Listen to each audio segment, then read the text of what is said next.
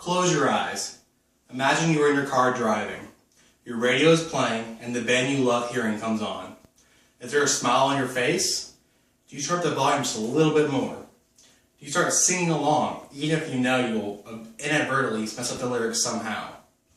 If you answered yes to any of these questions, then you have the same passion for your band as I do with my band Metallica. After researching in depth on this topic, I must confess, I have been a Metallica fan since I was 12 years old.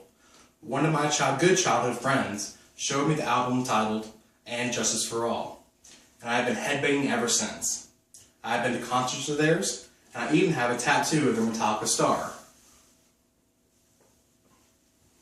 A lot of people have heard of or know of the band Metallica, but I want to go over some of the key factors that helped mold the band into who they are today. More specifically, I will inform you some of the key factors of the band's thought process when making a song, some hardships the band has had to endure, and talk about the influences revolving around the band. One factor the band uses is communication and involvement of all the band members to help with writing their music and songs. While Lars, the drummer, and James Hetfield, the singer, are definitely in the driver's seats, they do involve Robert, the bassist, and Kirk Hamlet, the lead guitarist, for their input. As the 2013 textbook, Communication in the Real World, An Introduction of Communication, states, one social norm that structures our communication is turn-taking. People need to feel like they are contributing something to an interaction. Now, Lars Ulrich, the drummer and one of the co-founders of Metallica, once said, "What's the message in Metallica? There is no message, but if there was a message, it really should be look within yourself. Don't listen to me, don't listen to James, don't listen to anybody. Look within yourself for the answers."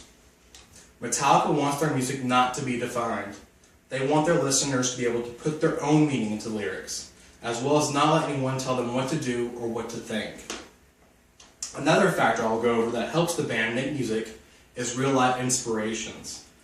Most of us have certain songs we listen to depending on our mood. We relate songs to our daily lives to express our feelings and emotions. Just as we do this, Metallica uses life events, like many artists, to help inspire them when writing a song.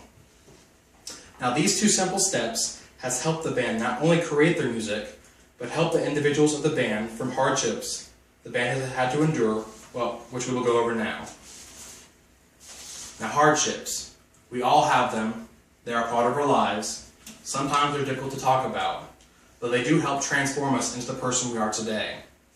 When speaking about Metallica's hardships, three major life events come to mind. The first hardship is letting go. Now, when the band was made, before they had even recorded their first album in 1981, they had to decide to kick out a member of the band who drank large amounts of alcohol and had a demeanor of a wild person. His name was Dave Mustaine.